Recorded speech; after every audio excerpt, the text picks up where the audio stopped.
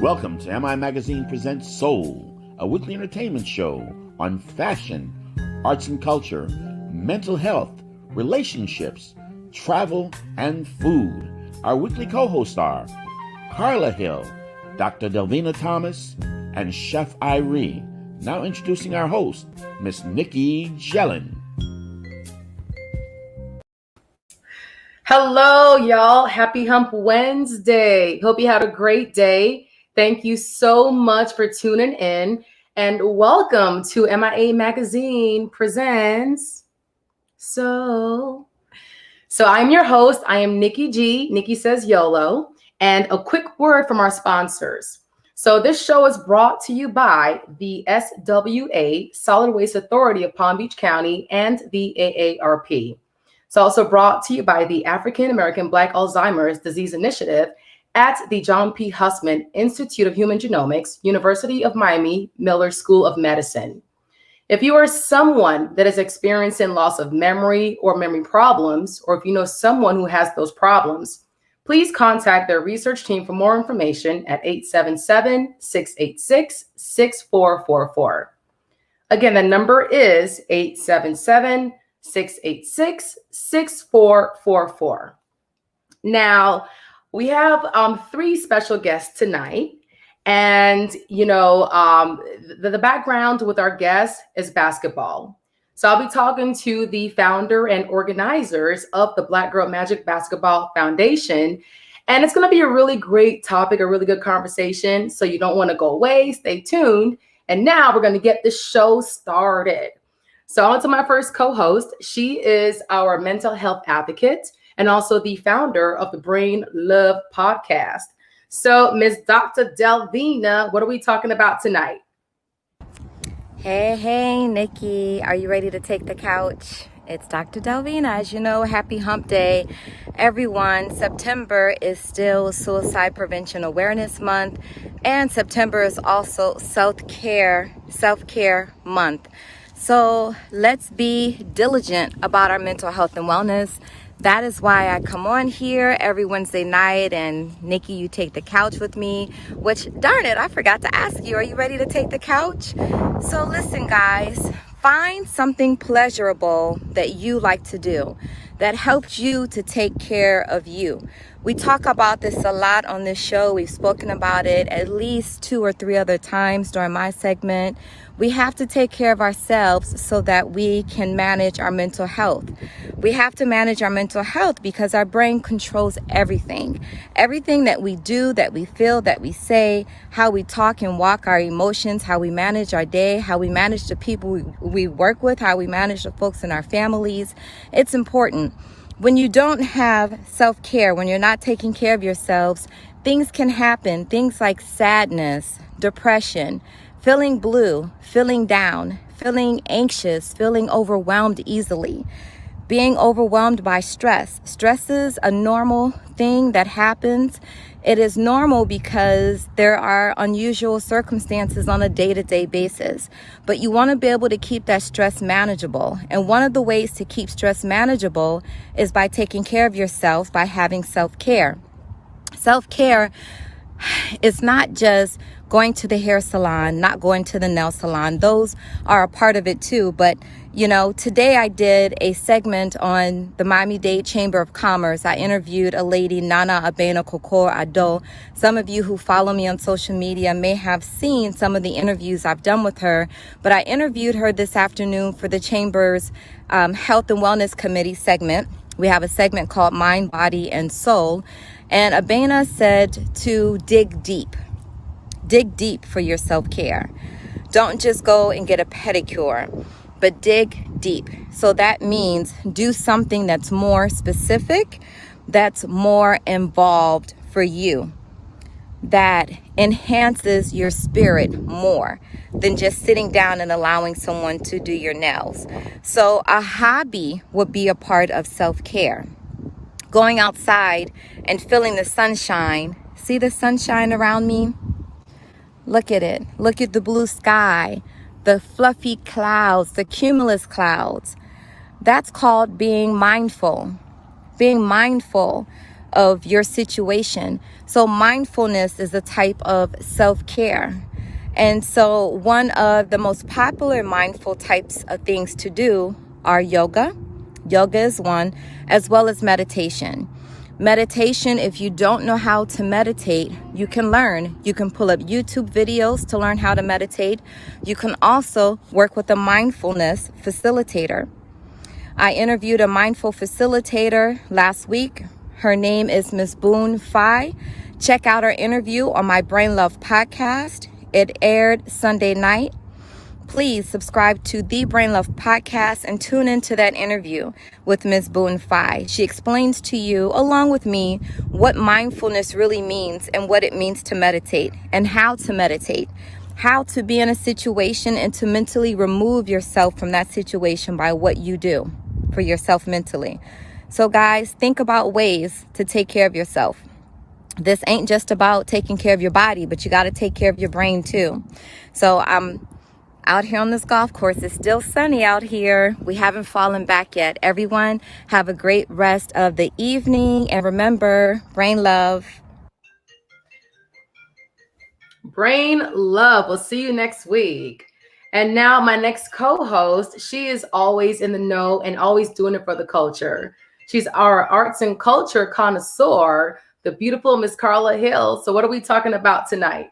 You're so kind, Miss Nicky. So glad to be live with everyone. I've been blessed with some work, and I'm always grateful for my MIA Soul family for welcoming me back. So last week, I saw a great concert. I went to see the Frost Studio Jazz Band celebrate Grammy-nominated Melton Mustafa Sr., who was a pillar of South Florida's musical community, who unfortunately we lost a few years ago. But his musical colleague and family member, South Florida's own Jazz Hall of Famer, Jesse Jones Jr., who was amazing, and his son, Melton Mustafa Jr., was joined by the Frost School of Music studio music and jazz students for a jazz and blues celebration of Mr. Mustafa Sr.'s music. One of the other important aspects of that, other than how incredible these students are and the music of Mr. Mustafa Sr., is that the show was directed by the newest member of the Frost School of Music, and that's jazz trumpeter, Mr. Etienne Charles. I was aghast and so happy to be there because Etienne is one of my favorite musicians. Hailed by the New York Times as an auteur, and by Jazz Times as a daring improviser who delivers with heart-wrenching lyricism, Trinbagonian from Trinidad and Tobago, I promise there's no bias, Etienne Charles has received critical acclaim for his exciting performances, thrilling compositions, and his knack for connecting with audiences worldwide. Perhaps more than any other musician of his generation or Eastern Caribbean origin, Etienne Charles brings a careful study of a myriad of rhythms from the French, Spanish, English, and the Dutch-speaking Caribbean to his compositions. I am so excited to have him in South Florida because of that, because all of those descriptions describe who our community is made up of. Etienne Charles's latest album, Carnival, The Sound of a People, Volume 1, is an excursion into the varied acoustic sounds, grooves, chants even, and rituals of his native Trinidad and Tobago. His 2016 album, San Jose Suite, was a musical discourse on the effects of colonialism through the scope of the experiences of First Nations people and African descendants in 3 San Jose locations, Costa Rica, California, and Trinidad and Tobago. In June 2012, he was written into the U.S. congressional record for his musical contributions to Trinidad and Tobago and the world. In 2013, his album Creole Soul reached #1 for 3 weeks on the Jazz Week chart and was eventually named #3 Jazz Album of the Year by Jazz Week. He is a trailblazer, but this is not the only wonderful thing happening at UM. We're bringing some of Etienne's flavor, but I've got to implore all of you. The next concert coming up is Cecile, oh my goodness, Cecile Sanval. She is an incredible jazz vocalist. Cecile McLaurin Salvan. She will be live Tuesday, October 12th at 7:30 at the Gusman Theater on the University of Miami campus. Again, the Gusman Theater at the University of Miami campus. When I tell you that she has earned every Grammy that she has received within the past 5 years of her young career, to be able to see her for free, y'all better go and grab those tickets. Go now to frost-music-live.miami.edu. Hopefully it's scrolling beneath my name and beneath my presentation. Cecile McLaurin Salvant will be with the UM students singing. I urge you to get tickets as soon as you can. Make your reservation because the University of Miami is limiting how many people can be in the theater, and they are following COVID protocols very seriously to make sure that their school community remains safe. There is more to come, and I would urge you to subscribe to UM Frost School of Music's newsletter because you'll find out about more great performances. I'm really excited about what Etienne Charles is going to do in Miami, Florida, and looking forward to even more concerts. So get your jazz in October 12th. Cecile McLaurin Salvant, you all are going to send me DMs on Instagram thanking me for letting you know about this concert. All right. And no excuses. It is free 99. It's right? free. Even if it isn't free, the ticket price is minimal. Yeah. Minimal. And it's about the talents. It's about the culture. It's about the art. So regardless. Absolutely. Right. And I want to share, Cecile is Miami grown and bred, and she's of Haitian descent. Oh, wow. Okay. Yeah. Awesome. Okay. Well, Miss Carla Hill, thank you very much. And we'll see you next week. See you next time. And now on to my next co-host. He is a private and personal chef. He's also the host of Tasty Islands on American Public Television and has his own show now tomorrow, Thursday, 7 p.m., Flavor of South Florida. So Chef Irie, happy Hump Wednesday. What's going on tonight? Happy Hump Wednesday, darling. How are you? Yes. Good. Salute, darling. Salute. Yeah, you know what I'm saying, girl. You know what I'm saying. Yes. You know, we're not overindulging. You know, it's 5 o'clock someplace, I hear. But hey, it's September still, and we're rolling into October, and thus continues Hispanic Heritage Month. Like last week, it's one of those odd celebrations because it spans between 2 months. So it starts in the middle of September and it ends in the middle of October. So, I'm just here highlighting some Spanish foods and dishes. It'd be great. We can all go out and eat and munch and, of just food in general. But this month, we're highlighting some Hispanic dishes. So what are we starting off with? Right now, right off the bat, girl, do you like corn? Oh, yes. I love corn. Yeah, see, now, elote, the Mexican street food, baby, that corn, man, and it's grilled and it gets that mayonnaise over it, the Tajin seasoning, that Mexican sour crema and that cotija cheese, and then a squeeze of lime. Oh, heavenly. Yes, it is heavenly, so yes, so the flavors are amazing. So you have sour. You got the taste of the grill on the corn, the smokiness of the corn, and you can play around with flavors for this, but you definitely want that cotija cheese and that Mexican sour cream, and also that the lime, and probably the Tajin. And Tajin. People have been going crazy over this whole Tajin thing, but elote. Street corn, you gotta have it. Wait, what is Tajin? I don't know what Tajin is a seasoning. It's citrus based for the most part. And they have some cayenne, some paprika, and some other Spanish herbs inside of it. So, but it's definitely a Mexican seasoning that's used on elote, this corn, and some other things as well. So go check it out. Check it out. Yes. So what we got coming up with some sweet tooth, baby? Churros. Yes, churros. I love me some churros. They are fried sweet dough. They're squeezed out, in a piping bag, get that nice cool shape from the tips. And you dip these either in chocolate sauce or butter creme, which is a nice big chocolate drink, or dulce de leche. Trust me, Ooh. girl. Yes, because so they're fried. They got cinnamon, vanilla, and then once they're fried, they're rolled in sugar. Could be flavored sugar, whatever it is. And these need to be eaten hot. These are not. They're not. You can eat them cold, but no.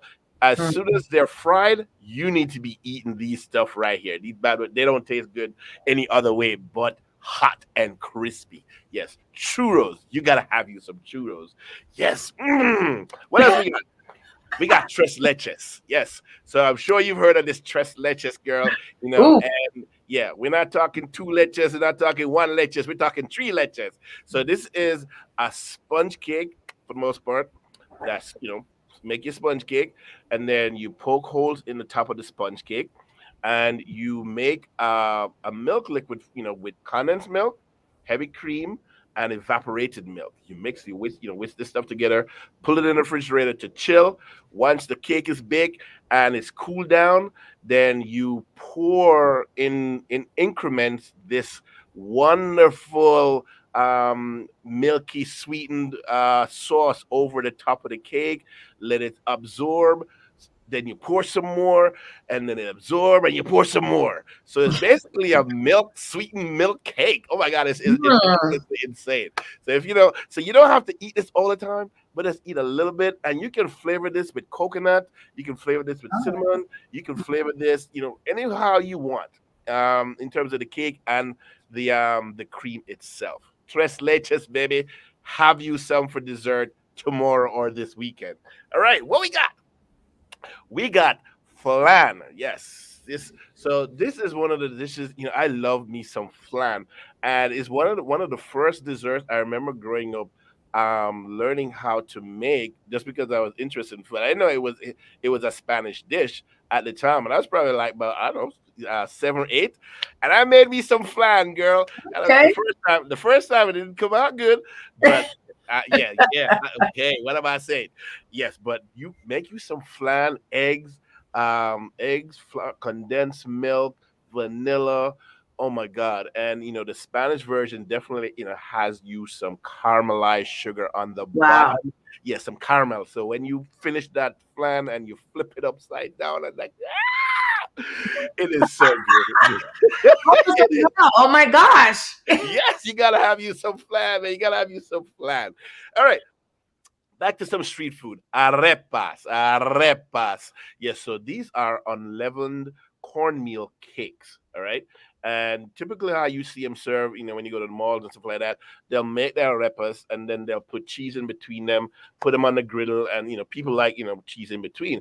But now you can make the arepas and split them and then stuff them with other stuff. So that could be crab, that could be chicken, that could be pork, or could that be some avocado spread with some other things? Keep it all vegetarian, keep it vegan for sure. Yes, ground beef. Oh my God, turkey, ham, sausage, pork, bacon. Yes, you can put all of that stuff in, some cabbage, some slaw, some pickles. Girl, you can make the arepa anything that you want it to be. And so these are some of the foods that we highlighting. If you've never tried them, if you live here in South Florida, you need to be trying some Hispanic food, because it's really, really, really good. They're not not everything is from Cuba. If you have a bite, not everything is from Cuba. Okay. You got so many representation of South America and Spanish Caribbean islands, and just Spanish people from all over the world. And they're here. Today I had me some cachito, which is stuffed pastry with ham, and that's from Venezuela, and I had me some cafe con leche along with that. So yes, I was enjoying my sort of pre Hispanic Heritage Month thing today. So yes, I had a great time today. Yes. So Yeah, that's what we got. The Cuba Libre, and of course, you gotta. I went classic today, and this is as classic as you can get. Rum with cola, splash of lime, and a lime wheel. There you go. The Cuba well, Libre. but Chef, I want to say, okay, so based on my experience, and let me know if I'm wrong, but within South Florida, the majority of Hispanic restaurants are Cuban and I want to say Peruvian. I think they kind of dominate the market more versus They the other. probably dominate the market more, but if you are searching for something, you Mexican can find too. it. Yes, there's Salvadorian restaurants, Colombian restaurants. You name most of the restaurants, especially in South America, are representative. In different places. Yes, in Miami, yes, in Broward for sure, and there may be a few in Palm Beach as well. So you can just look it up. Whether it's Yelp. Google it, you will find it. Because I live here in Hallandale, and there is quite a few Hispanic restaurants that are not Cuban originated.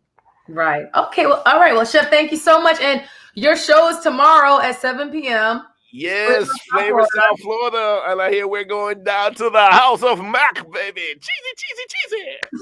All Yes. right. All right. All about that mac and cheese, baby. So we'll see you tomorrow, and we'll see you next week Wednesday. All right. And Ricky Smiley Morning Show this Friday, 9:30 a.m. Hey. All right. And now on to our guests tonight. For some reason, I'm thinking about love and basketball. I don't know, but we'll have a conversation. But our guest tonight is the founder and organizers of the Black Girl Magic Basketball Foundation. So thank you so much for being our featured guest tonight. We have Tammy, and it's Pluviose. And did I say that correctly? Oh, you're on mute. You're on mute, Tammy. Okay. Sorry about that. Yes, you did. I want to say like Pluviose. I don't know. Is it? I want to sound like French or something, and that's so weird. But okay. It's Pluviose. Oh, Pluviose. Okay. Then we have Athena Storm, and we have Coach Carla. So, ladies, thank you so much, and let's get started. So, how did this foundation start? Well, the foundation started back in 2019. It was a vision of mine. I have 2 student athletes myself. And at that time, my daughter had just graduated. She got a full scholarship to Rollins College, $73,000 a year. Oh. So I sent her to school, and she was still calling and asking me for money. So I'm like, why is she asking me for money? But then as I did more research, I realized that sometimes a scholarship doesn't cover everything. She's at a Division II school. So it really depends on the school you're going to and the actual type of scholarship that the child is offered. So just knowing that a lot of minorities, Black people, Hispanics may financially not be able to take care of that child once they leave school, that actually kind of that was part of the reason that motivated me to start Black Girl Magic Basketball Foundation. So we actually have several different initiatives. We have 2 scholarships. We have a high school scholarship in the amount of $2,500, which we awarded our first scholarship this year to a young lady who graduated from Westminster Academy. And then we also have a $7,500 scholarship for college seniors. And that money is basically just to help them as they transition into their next phase of life, whether it's continuing to play basketball, whether it's they decide they want to go to grad school, whether it's they decide that they want to start a business. So, and in addition to the scholarship, and everyone on our team can attest to this because we've all been involved in girls basketball in some way, shape, or form. As a whole, as a community, Black people need to be educated on financial literacy and planning. So that's one of the things that we decided to incorporate into our vision, especially because we're giving these young ladies, money. We want to try to help them plan and learn how to use money, because even now, younger athletes are now being able to get endorsements in high school and in college. So it's important that they're able to know how to manage their money. And then the second initiative, which is actually really dear to me, is the emotional health component. And I'm actually going to let Coach Carla speak on that. She actually wrote a book that kind of deals with the emotional health component. So Carla, if you want to jump on in and. Yeah, we need Coach Carla. Coach. Uh-oh. I don't know if she was just in there. Okay, well. Okay, should probably come back. But I mean, Athena can also attest to the mental health portion as well. Absolutely. So yeah, especially girls and sports and the pressures of that, and then you're attending school as well, and you know, then you have life. A lot of our young ladies need that mental support, that place to go to maybe vent, to maybe even help understand their own feelings. Our athletes have a lot of pressure. My daughter, she is an elite high school basketball player, and I can attest to her just being stressed out a lot. You know, you come home late from practice and you have a lot of homework to do, and then maybe something happened at school they might not necessarily tell you about, and they're stressed out. So you see the ups and the downs. So I think it's very important that they have a solid support system that they may not necessarily have within their home. And I think we are a good base for that, and especially our Black youth. You know, a lot of seeing a mental health specialist, or even, you know, if you mention therapist, it's like, therapist, we don't need no therapist, we don't do that. You know, so we got to try to get rid of that stigma with mental health, and I think it starts in our youth. And if we can, you know, ingrain that into our babies, and we can kind of get rid of that stigma, because they'll more than likely pass it on to the next generation. Right.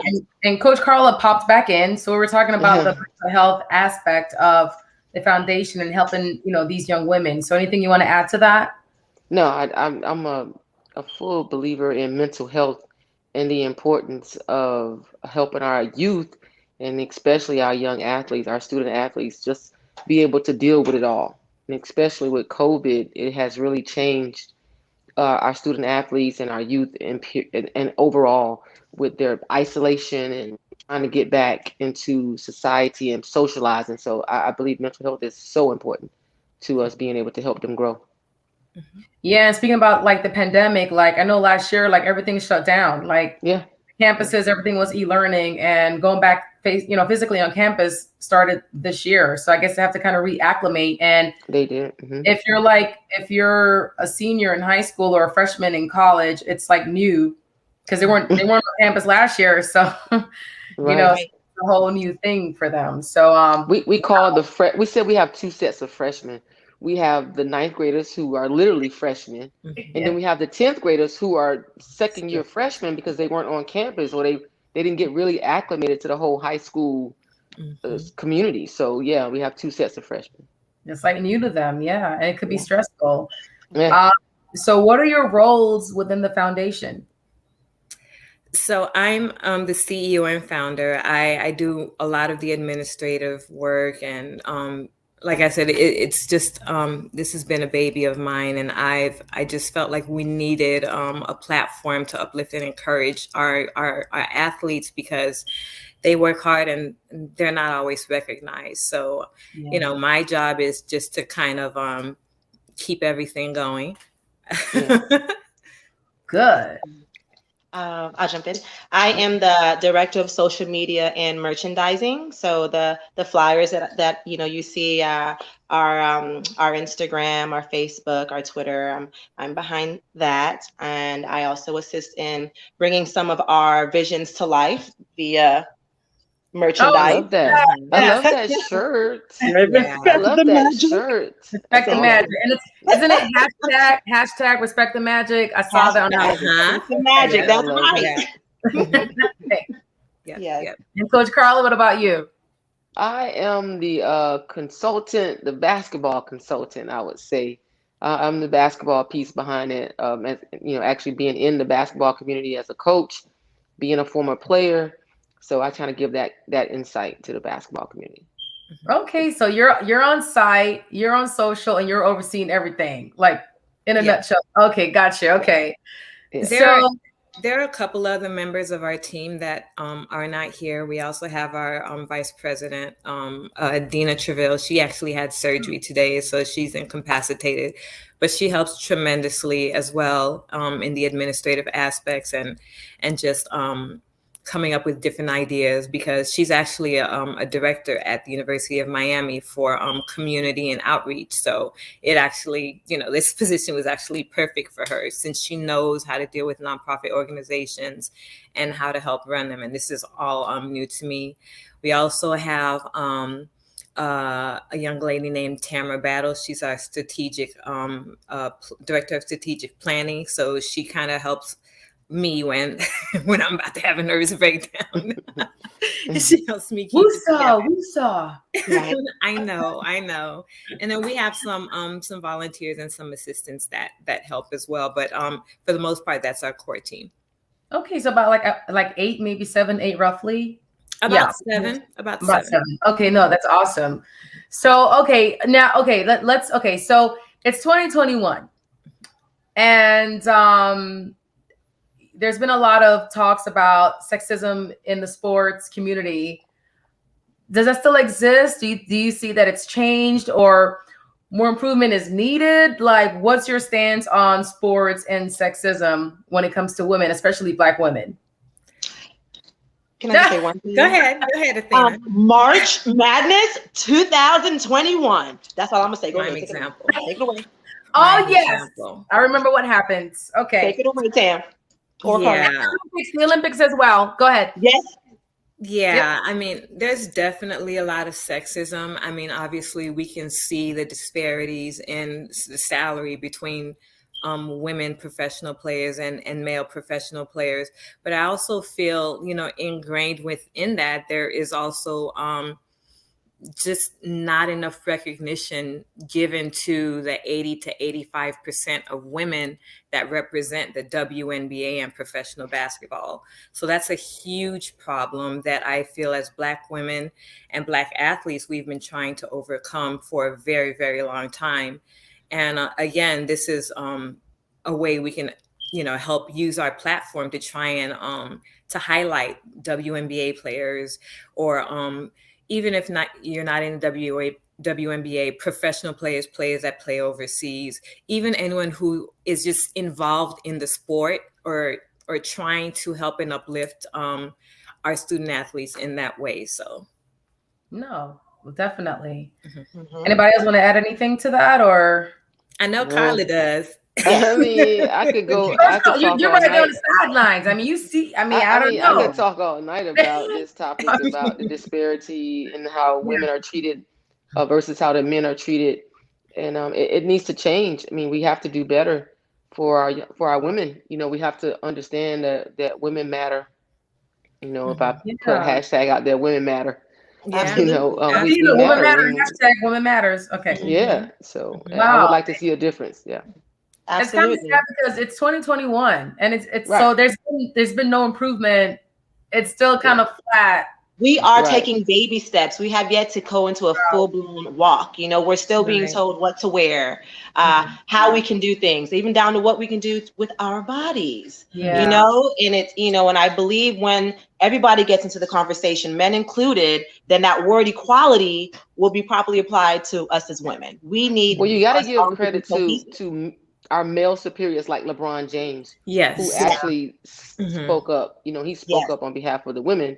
Mm-hmm. And he talked about the disparities, and he even shouted out like Erica Wheeler, a local Miami kid who's killing it in the WNBA, and she made some great moves and was getting highlighted, and he, spoke up, shouting her out. And so the males that are superior in their sport, when they stand up, you think about it back when we were still fighting for civil rights, amongst Blacks. But remember when we first started, we needed some white allies to make our message really matter. So we need some male allies to make the message really matter and go across. They can take us across the threshold. So that's important. Absolutely. Right. We need some allies, definitely. So we have a comment from one of our viewers. It's Mateo's. He wrote 2 things. All right. So, and this is definitely a conversation that has to be had. But he goes, get rid of the Bekisha cheerleaders, only Black cheerleaders. So I want to say about cheerleaders, Mateus. We're talking about like basketball, women actually on the court playing basketball. Not cheerleaders, but it's cool. Okay. Yeah. We're talking about the ones that's actually on the floor. Yes. Yeah. Not cheerleaders. No. Okay. But thanks for the comment. And he also he said, Coach Carla, he goes, sis, get the brat on your project to battle sexism. So hey, you know, wow. Yeah, that's cool. Okay. That's a good alliance. You know, as we should get as many alliances as we possibly can. So yeah, and he apologized for the Bekisha Black cheerleader comment. It's okay, you're good. It's okay. We appreciate you chiming in. Yeah, absolutely. So tell us about the is it the Shoot-A-Thon? Yes. So this Saturday, October 2nd, we're going to be having our first annual fundraising shoot-a-thon. And 100% of proceeds of the shoot-a-thon will go directly to scholarships for the 2022 year. So it's going to be from 9 to 6 p.m. We're going to have plenty of amazing prizes. We have 2 PS5s, 2 60-inch TVs. For the coaches, we have a 2-night hotel. Yeah, we want the coaches involved, Coach Carla. So they're going to be playing a competition that's called 2-Ball. And their grand prize is going to be a 2-night hotel stay at a Hilton or Marriott property. We also have swag bags for the first 50 people that enter the building. We have swag bags for our coaches, and they'll be filled with BGMB merchandise and some other special gifts. We have a $200 raffle. We have a $250 Nike gift card, and we have a bunch of other fun goodies that we can give away. We are going to be having a DJ there. We're also going to have a 360 photo booth so the young ladies can take pictures and stuff. You know, it's going to be a fun, family-friendly event. And we also are going to have some vendors. And I think the vendors that we have there are also as important as the event. One vendor in particular is called the Scholarship Plug. And her entire organization is just to educate the community on all the available scholarships that are there. So she is going to be there, and I was ecstatic about that. Coach Carla is going to be there, and she's going to talk about what she does in the community, and she's going to be helping to promote her book as well, which I want her to talk about, and she's trying to stay humble. Yes. Stay humble. Now it's time to talk about it. No. Did you want to talk about it or no? Oh, I'm sorry. I thought you were still talking to but you know, I appreciate the opportunity. But my book is called Notes from a Coach, 31 Days of Meditation for Teenage Girls. And so in that 31 days, we go from Proverbs 31, a virtuous woman. And so in the 31 days, we talk about various topics that young ladies encounter. From the first chapter was strategically picked out to be self-esteem. I think that's one of the major things that young ladies and young men deal with. And so I wanted to talk to them about how they look at themselves and stop looking at yourself the way other people might project their view of you. So just building up their self-esteem. We talk about hygiene. We talk about sexual encounters. We talk about communicating with their parents. And so I've had young men read the book. And so, I mean, it was written because I'm a female coach, but, you know, young men have read it and they got insight from it. So it's just about helping our young people be better, you know, just be better and to, you know, give them information that I wish I had growing up. So that's what it's your experience. Like you've experienced it. Now you want to take that wisdom and help other young women based on what you. I literally came up with the topics. Like I asked some of my athletes, they didn't know what I was doing, but I was like, tell me some things, some issues that you deal with that you wish you could talk to your parents about or talk to me about or anyone about. And so I was able to use that information to just come up with the chapters and just flow, you know. Okay. And how can we find the book? Like, where is it being published or distributed? It's on Amazon. You can go to Amazon or you can purchase it on my website, www.notesfromacoach.org. Notesfromacoach.org. Okay. And we're also going to be distributing some of her books in our swag bag. So this is definitely something we want the young ladies to read. Appreciate it. For sure. Great read. Awesome. Yep. So I have a fun question. So do you have like a favorite like basketball player? Other than myself? Other than yourself. Yes. Other than myself, literally growing up, I mean, I'm old school. So I'm old school. So my favorite basketball player growing up would have been Cheryl Miller. My current favorite WNBA player would be, I had to split it between my hometown favorites with Erica Wheeler and Sylvia Fowles. So that's my two favorite WNBA players, right now. Okay. Yeah. Anybody else want to chime in? Like, well, for me, I'm a basketball head. Even though I didn't play, I was never good, and I could probably never sit on the court with Coach Carla. But I absolutely loved it. I loved basketball. So I grew up in Chicago. So around the time where everything was all about the Bulls. So I'm definitely a huge Michael Jordan fan. And second to that would probably be LeBron James. And then my third would probably be Russell Westbrook. On the women's side, I've always been a huge fan of Candace Parker. I absolutely love her energy, and I just love her. She's Chi-Town too, right? Yeah, she is. Yes, she is. You're being biased. Okay. Yeah. Awesome. Ooh, let's see. Me. Yes. Let's see. Okay, so I can't play basketball worth a lick. I can't. Me neither. But I do enjoy the sport a lot. On the male end, I'm gonna have to go with AI. I think he's. I had to go back there. Yeah. He's a good one. He's a beast. He is. Let's see what else. Of course, Steph Curry. I know. I just watching him and watching that run that they had. That's what really got me into basketball. That's what got me hooked. And then I have to go over and be biased and say my daughter.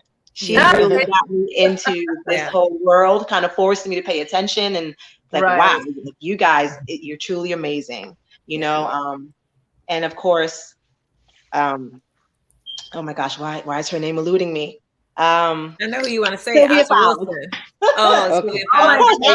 Aja. Yes, yeah, that's you gotta look at these women. Okay. So I said for me, I'm throwing it back too. For me, I have no idea. So I'm Jamaican, but I moved to Florida like in '92. But for some reason they just kind of stuck to me.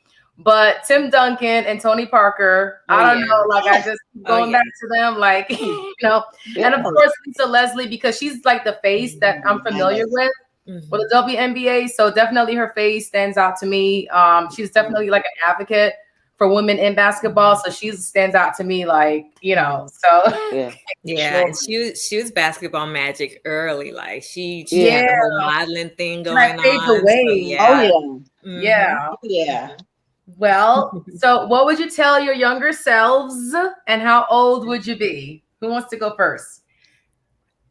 I'll go first. I would tell my younger self to be more confident and to trust my instincts, because had I done that, I would have been a professional basketball player. I'm super determined and persistent. And with minimal training, I still was the best player on my team. When my parents would let me out the house, I was pretty good. So yeah, definitely that. And just to take my time when I'm making decisions and not rush head in without thinking things through. Right. Yes. Let's see. I would tell my younger self, I would say probably starting at the age of 12, to not be afraid to live in my differences and to love my differences. I kind of bended rather easily. Even though I was hesitant, I cared more about what other people kind of thought, and I didn't really follow what I wanted to do. I dressed differently. I was like a bohemian type garb from a young age, and about 12, you kind of like, what is she wearing? So you kind of want to fit in, and you kind of, you leave your sense of self. I wish I could tell myself to hold on to that, embrace it, because I came right back around to it, but it took me a minute to gain that confidence to live in my differences and to love the crazy hair and just to be so very vibrant. So just live in your differences, embrace it, and love it. You will grow into it. Yeah. Being unapologetic about it. Yeah. That's Absolutely. right. Absolutely. That's right. Yeah. Right. So after I tell myself all the things that they said, I'll pick now I could just narrow down to two. I would say one, be you and everybody else will adjust. Yes. And two, invest in real estate. Oh, yes, that's a good one. That's a good one. Absolutely. Absolutely. Yeah. That's a good. Not Bitcoin, but real estate. Say again? I said not Bitcoin, but real estate. Oh, not. Well, I mean, of course, Bitcoin, but I think before Bitcoin had come around, had I invested in real estate, say I'm a college grad of 93, 94. So if I'd have just invested in real estate right then, I would have knew about Bitcoin later. I would have been rich right now, and Bitcoin would have fell in my pocket. Right. Yes. I could have bought a lot of land for $3,000 in 90 something, and now it'd be worth 100,000. So just at that moment, right? Wow. Well, ladies, thank you so much. All right, Tammy P, Athena Storm, and Coach Carla. So this Saturday, Coral Springs Gymnasium. Thank you so much, and thank you for being an advocate for young Black women athletes. Thank you very much. This is super niche. I've never had a conversation about this topic ever on this show, so it's really near and dear. And I just keep inspiring and keep helping and being that voice. And thank you so much. Thank you so much for having us. So here's your Instagram page. So this is your Instagram page and how we can follow you. And all right, y'all. So thanks again. Have a wonderful Wednesday night, and we'll see you on Saturday.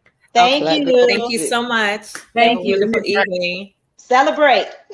Yeah. Respect the magic. That's exactly. And everyone, tomorrow is Thursday, which means it's Lunch with Legacy Leaders with Anne-Marie Sorrell. Visit Facebook, MIA Media GRP. Again, go to Facebook and visit MIA Media GRP tomorrow at 12 p.m. with Anne-Marie Sorrell. So thank you so much for being our virtual viewers tonight, and we'll see you next week, Wednesday. Bye-bye.